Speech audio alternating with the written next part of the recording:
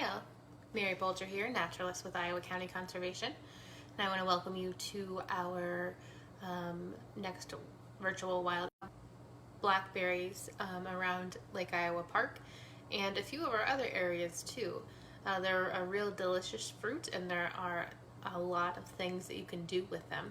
So we're going to be making some oatmeal breakfast cookies today. Breakfast cookies are a little bit more dense. They're a little bit more moist than regular cookies. They have a little bit more nutrition in them than just your typical sugary cookie. So we're going to be talking a little bit about the blackberry a little bit later, going through step by step on how you make these cookies today. So if you happen to have any questions today during our Facebook Live, please type those in the comments and be happy to answer those for you if I can. Or just say hi, that's fine too. That's why Facebook Live is fun, because you can kind of interact like that. So I'm going to pick up my camera here and kind of go over the ingredients that you'll need. So looking at Facebook Live on the blackberries that we have, what they look like when they're growing out there, what ripe ones look like, and what the ones that aren't so ripe look like as well. These are ripe. They're dark purple to black. I've picked some fresh again this morning that we're going to be using. We have 1.5 cups of those for our recipe. We're going to be using oatmeal for our cookies, and that's 3 cups of oatmeal or rolled oats. We have 1/2 cup of whole wheat flour here, but you can also use, for this recipe, I've also used gluten-free flour if you need to do that, or just regular all-purpose flour. We have 3/4 cup of coconut milk, 1/2 cup of sugar substitute Splenda, but you can also coconut sugar or regular sugar, whatever you're inclined to do. We have salt that we're going to be using, and baking powder. And those are the simple ingredients that we're going to be using today. Not too terribly many. And like I said, this is a real simple 1 bowl cookie. And then we're going to stick it in the oven. And I'll have some examples here to show you. So I love these kinds of recipes because you can, the 1 bowl recipes, because you can just throw everything in the bowl, kind of mix it together. It's pretty easy and simple too. So we're going to start with our flour here, or I'm sorry, our rolled oats here. And then just kind of add everything except for the blackberries we'll fold in last. So go ahead and pick what you need to add. So we're adding the 1/2 cup of whole wheat flour. I'll add all my dry ingredients first. Then I'm going to add 1 teaspoon of baking powder. There. And 1/4 of a teaspoon of salt in our recipe.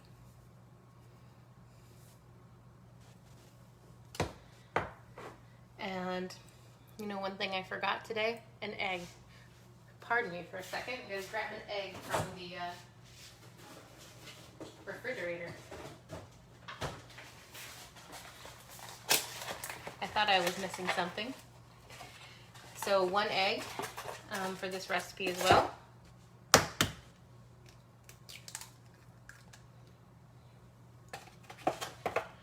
And then I'll add my 1/2 cup of sugar substitute. I use the stevia substitute. Then I'm going to add my 3/4 cup of coconut milk. And I'm going to mix all of those things together. When you're mixing this together, you're going to find that it is a really kind of, it's not really runny. It's a really kind of thick dough for a cookie. So you're going to have to do some good mixing. But it's easy to do by hand, mix by hand. So you're mixing that all together. And these cookies, when you're dropping them onto the baking sheet, are going to be a little bit crumbly, so you might have to do a little bit of forming of them too when you do that. All right, you just want to make sure you mix everything really good. If you've ever made no-bake cookies, this is a lot like those as far as the texture and consistency. All right, so let me pick this up and show you what your cookie dough looks like, or what it should look like. If you want to, if you think it's a little bit too dry, you can add a little bit more moisture if you want to. That's not going to hurt the cookies when you're a little bit more coconut milk. All right, so now it is time to fold in the blackberries. So blackberries, like most berries like this, are a little bit fragile. So you don't want to mix them too terribly much or too terribly hard. So what I usually do is kind of spread the dough out so you have a little bit of a bowl in the middle of your dough. Put them in, and then you just bring the sides in and kind of mix it together. So I have 1.5 cups of berries. The recipe that I'm using today, it calls for 1 cup of blackberries and then 1/4 cup of diced strawberries and 1/4 cup of blueberries. But I'm using all blackberries today. Really, you can substitute any berry that you would like for this cookie. All right, so I'm gonna fold in these, being careful not to smush the berries too terribly much. You're gonna get a little bit of bleeding of the color, so some of that bluish dark color is gonna come out in your cookies, and you're gonna see that in the oatmeal. That's okay. I like that color. I think it makes the cookie look really, really pretty. So I'm gonna mix those, kind of folding them in gently, bringing the stuff on the outside of the bowl, bringing it in. And it is mixed together well. Just like that. It kind of looks like a big bowl of granola or cereal. So next step is you want to take your cookie sheet. Before this too, I didn't mention that you want to make sure your oven is preheated to 350 degrees, and I've already done that. With your cookie sheet, you either can line it with parchment paper, or you can spray it with a little bit of cooking spray. I just sprayed mine with a little bit of cooking spray. And then you're going to take a couple tablespoons, and you're going to just make little balls and drop them onto your cookie sheet. You want to try to, if it doesn't seem like you have very many berries in your cookie and you want some more, place a few more, grab a few more and put them on there. You want to leave some space, about 1.5 inches or 2 in between each cookie. And again, you're going to find that you are going to have a little bit of a crumbly cookie when you are dropping them on here. One other thing that I've done with this recipe is I've made bars out of this. So taking this same exact recipe and taking it and making a very kind of thin layered bar. You're gonna have to cook a little bit longer. I think this recipe calls for these cookies cooking about 20 minutes or so. And when I made the bars, I probably did about 5 more minutes, just because you have a little bit thicker with that bar. And they cut up really nicely to make little breakfast bars. So, all right. So we got our first pan here. And if you like those perfect shaped cookies, then you can kind of go back and reshape them a little bit. Put a few more blackberries on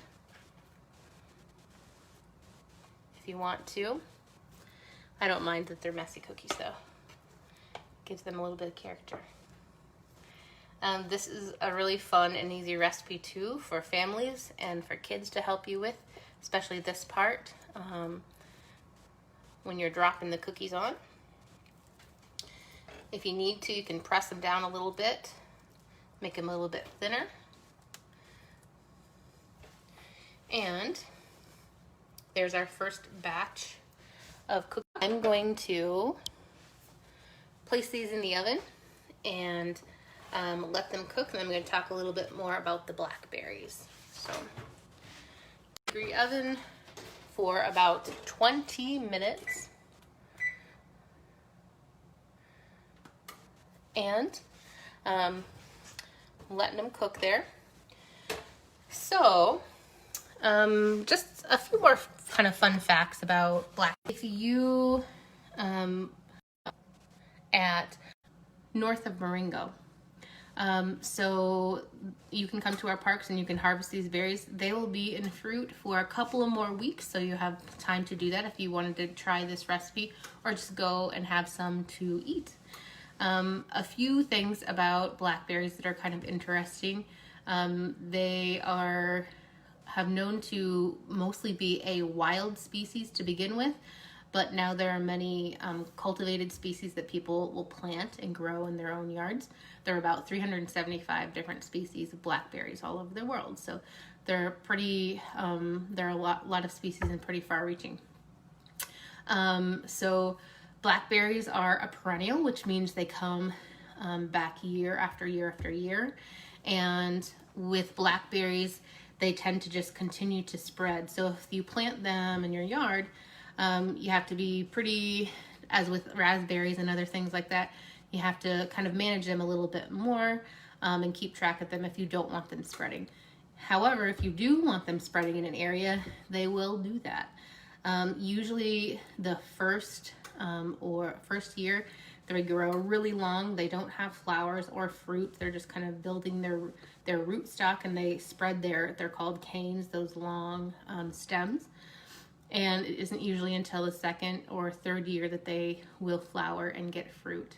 So again, blackberries are great to plant. They are thorny. They have lots of thorns. If you watched our Facebook Live earlier in the week, you could see that they have pretty good thorns. So if you are going to go out and harvest, make sure that you're wearing long pants, you're wearing long sleeves, and maybe even some gloves to protect yourself. So they flower in late spring, and they fruit starting in, I've seen them early as mid-July, and they go into usually mid-August when it's a pretty big fruiting window, as opposed to some of our raspberries and the currants that we used early in the year and different things like that. So, and so blackberries, just like most berries, are considered very nutritious. They have lots and lots of different nutrients and minerals that are very beneficial to you. So they have vitamin A and different vitamin Bs. They have vitamin C and vitamin E. They have magnesium, iron, phosphorus, and zinc, and a lot of dietary fiber. So they're a real nutritious berry. And so some of the health benefits of blackberries: they can help with your digestive health. They can strengthen your immune system. They can help your heart, and they can help with digestion and even cognitive benefits, so enhancing memory and things like that. And blackberries are used in many, many different types of things. So a lot of people will make jams or jellies from them. They'll make desserts and cook with them, or like pies and crumbles and different things like that, or cookies is a little bit of a lesser known thing that people use. So because the blackberries have such a long fruiting window, I think for our next wild edible series, we are going to be using them as well for a different type of thing. But before I let you go today, I'm letting my cookies kind of cook, but I wanted to show you the example of some of the bars. So the last time that I made them earlier in the week, I just took like a square baking pan and pressed this mixture down in there, and then made these nice little delicious bars here that I wanted to show you a picture of. So remember, this cookie is, or bar, is considered a breakfast one, has lots of nutrients, will help fill you up in the morning. Not so much sugar, so it's a little bit healthier than those things. So if you have any suggestions for any future virtual wild edible series here at Iowa County Conservation, please put those in the comments. Or if you have any questions about blackberries, I'd be very happy to answer or find an answer if I don't know. Thanks very much for watching today, and I hope you get out this weekend. It's going to be a nice weekend. Come and harvest some blackberries. They are all over here at Lake Iowa Park and our Gunderson Wildlife area. Thanks for watching today.